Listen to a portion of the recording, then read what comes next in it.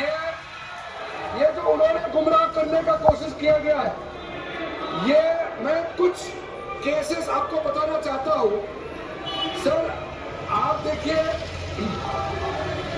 Article 25(1) क्या कहता है, संविधान का अनुच्छेद आर्टिकल 25(1) कहता है, subject to public order, morality and health, and to the other provisions of this part, all the persons are equally entitled to freedom of conscience and the right freely to profess, practice and propagate religion.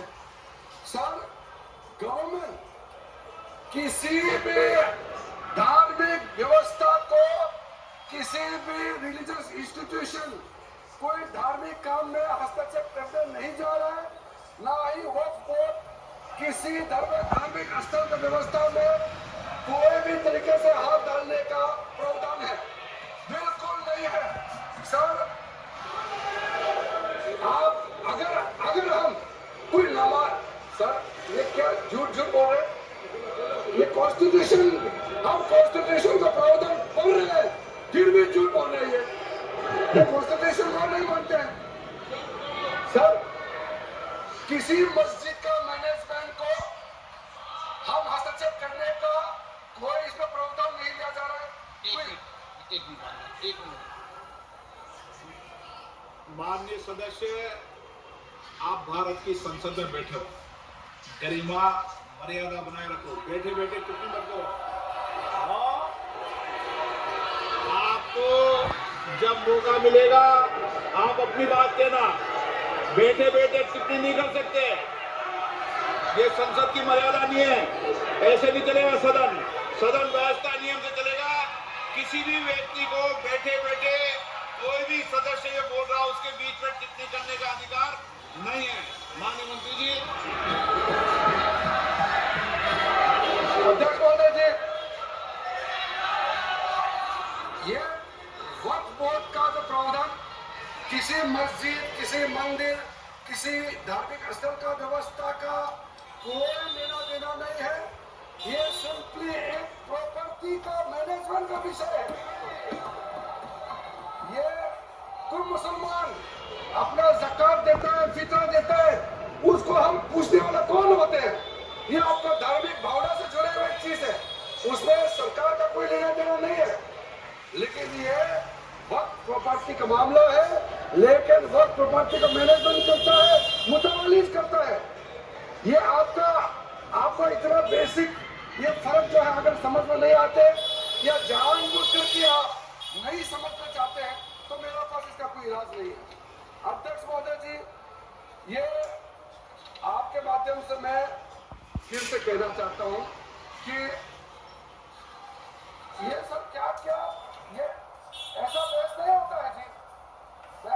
आप लोग का तर्क रखने का समय बोलिए, ये बीच में कमेंट पास करने से सर हमारा पॉइंट का फ्लो भी बिगड़ता है और आवाज भी ठीक नहीं हो, आवाज भी ठीक से नहीं जाएगा।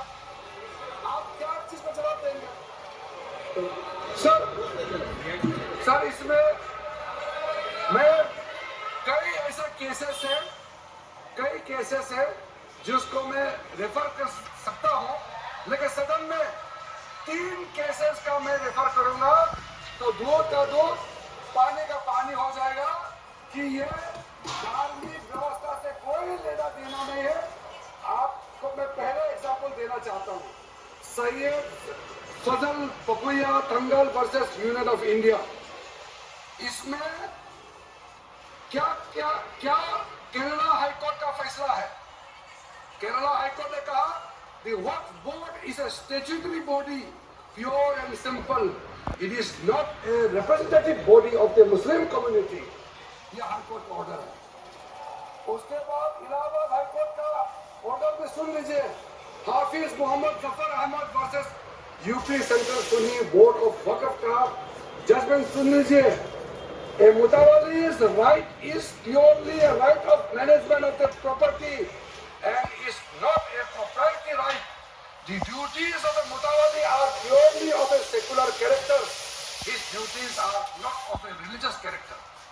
इतना क्लियर कट रूलिंग है। तिलकायत श्री गोविंद लाल जी महाराज वर्सेस स्टेट ऑफ राजस्थान, इसमें हाईकोर्ट ने क्या कहा, सुप्रीम कोर्ट ने क्या कहा, right to manage the properties of the temple. अब देखिए मंदिर का भी इसमें एग्जाम्पल दिया गया। Right to manage the properties of the temple is purely a secular matter and cannot be regarded as a religious practice. Properties of temple, temple नहीं, temple का जो property, उसी प्रकार से आप बार-बार कहना कि मुसलमानों का अधिकार में गैर मुसलमान कैसे आ रहा है, ये तर्क ही नहीं बनता है। आप ये आज से ये बात बोलने के लिए बंद कीजिए। सर 2013 में जो काम किए गए हैं उसमें मैं एक चीज जिक्र करना चाहता हूं। इलेक्शन आने वाला था, बहुत ही कम दिन बच गए थे, इलेक्शन कोड ऑफ कॉन्डक्ट लगने ही वाला था। हम सबको मालूम है अप्रैल और मई में चुनाव हुआ था। 5 मार्च 2014 को उस समय की यूपीए सरकार ने 123 प्राइम प्रॉपर्टीज को जो housing and urban development ministry के तहत आता है उसको आपने दिल्ली वक्फ बोर्ड को ट्रांसफर कर दिया। कुछ दिन बाकी था चुनाव होने, अब इंतजार तो करते। आपने सोचा ये करके वोट मिलेंगे, लेकिन आप तो चुनाव तो हार गए, तो फायदा क्या हुआ? ऐसा काम करने से वोट नहीं मिलता है। लोग इंटेलिजेंट है, हमारे देश के लोग समझदार है, इसलिए वोट बैंक का राजनीति के बिना हम अच्छे सोच के साथ में आज इस सदन में फिर से आए। कुछ एनोमलीज है इस बिल में, तो इसको बदलना जरूरी था। मैंने एक पहले भी इसका जिक्र किया था कि आपने कहा कोई भी हिंदुस्तानी, कोई भी भारतीय वक्त क्रिएट कर सकता है। वो 95 में ऐसा नहीं था, आपने 13 में बदलाव किया, उसको हमने फिर से 1995 का प्रावधान को फिर से रिवाइव करते हुए ये हमने जोड़ा है कि वो वही क्रिएट कर सकता है जो मिनिमम 5 साल इस्लाम को प्रैक्टिस करता है। बहुत साल तक सब प्रावधान रखा है। सर जो वक्फ बोर्ड बने हैं, हम उसको बहुत ही सेकुलर इंक्लूसिव बनाना चाहते हैं। आपका पुराना प्रावधान को हटा करके अब हमने कहा है कि वक्फ बोर्ड में शिया भी रहेंगे, सुन्नी भी रहेंगे, बोहरा भी रहेंगे, अदरकानिक भी रहेंगे, मुसलमानों में जो बैकवर्ड है, पिछड़े लोग हैं वो भी रहेंगे, और साथ साथ में महिला भी रहेंगे और एक्सपर्ट नॉन मुस्लिम भी रहने का प्रावधान रखा गया है। सब स्वागत करना चाहिए, इसको किसी को आपत्ति होने का कोई जरूरत नहीं है। उसके बाद सर मैं थोड़ा सा उसको विस्तार करके बताना चाहता हूँ। मेरा ही कुछ एग्जाम्पल मैं देता हूँ। मान लो मैं मुस्लिम नहीं हूँ, लेकिन मैं माइनॉरिटी अफेयर्स मिनिस्टर हूँ, तो मैं सेंट्रल वक्फ काउंसिल का चेयरमैन होता है। तो मेरे होने के बावजूद उसके बाद टोटल 4 नॉन मुस्लिम हो सकता है वक्फ काउंसिल मेंबर, और उसमें मैक्सिमम 4 नॉन मुस्लिम के साथ साथ में 2 महिला कंपल्सरी है। 2 महिला होना ही चाहिए सर। उसके बाद सर स्टेप अभी आप पूरा वक्त देख लीजिए, महिला कहाँ है? महिला को भी रखा ही नहीं, वो सिर्फ बातें करते हैं। सर 22 सर मैं स्पेसिफिक बताना चाहता हूँ। सेंट्रल वक्फ काउंसिल में टोटल 22 मेंबर्स में 4 नॉन मुस्लिम से ज्यादा मेंबर नहीं हो सकते हैं। एक्स ऑफिशियो का पद को मिला करके 3 मेंबर ऑफ पार्लियामेंट होगा। मेंबर ऑफ पार्लियामेंट तो किसी धर्म का हो सकता है। जब इलेक्शन करते हैं तो कोई भी धर्म का मेंबर ऑफ पार्लियामेंट या एमएलए बन सकते हैं। सर 10 मेंबर मुस्लिम कम्युनिटी से होगा, 2 फॉर्मर जजेस होंगे सुप्रीम कोर्ट और हाई कोर्ट के, 1 advocate of national evidence member रहेंगे, 4 person of national evidence from various field कमिटियों ने इसको सिफारिश किया है और एडिशनल सेक्रेटरी या joint secretary to the government of India उसमें रहेंगे।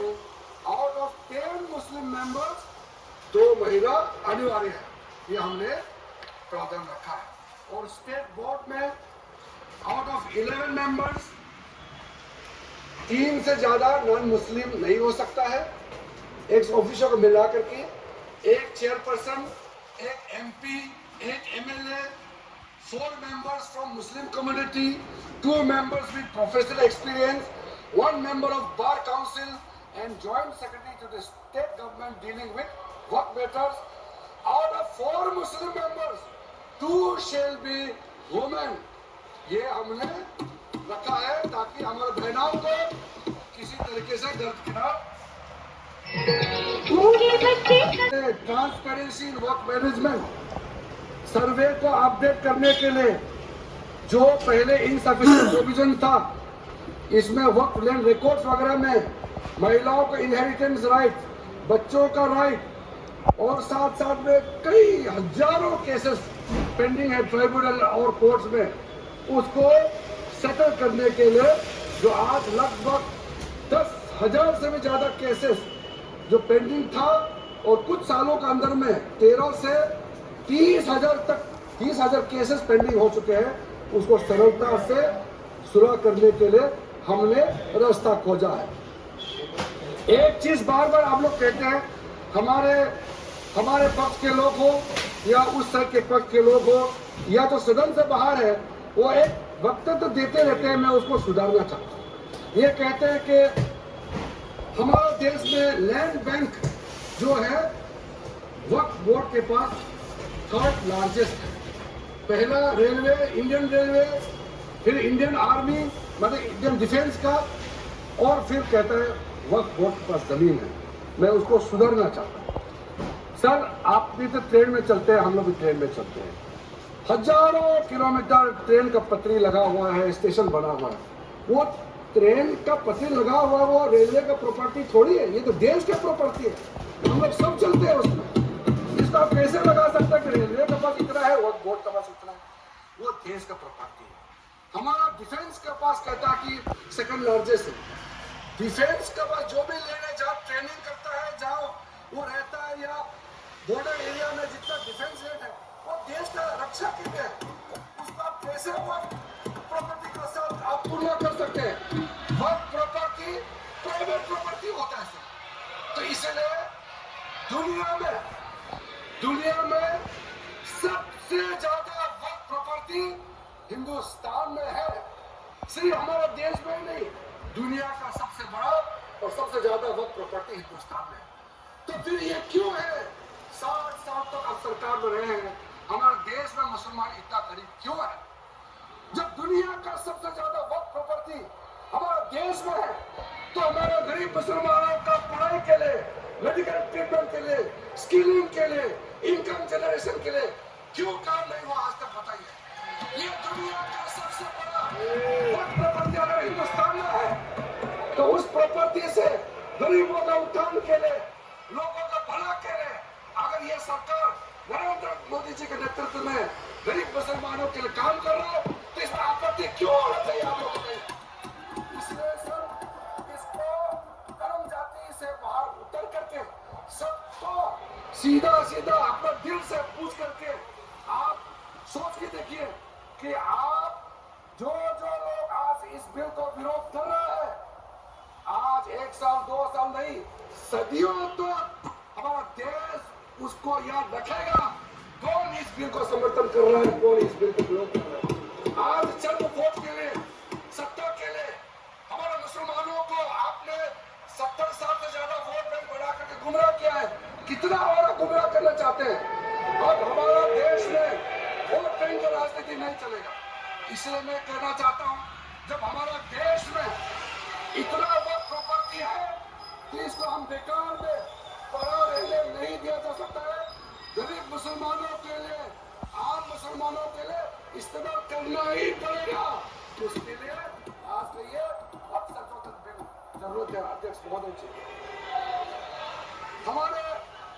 हमारे अपने वानसी पोर्टल में, हमारे मंत्रालय के वानसी पोर्टल में कमेटी जो आपने बनाया 2006 में, उन्होंने भी ये बारे में काफी डिटेल में जिक्र किया हुआ है।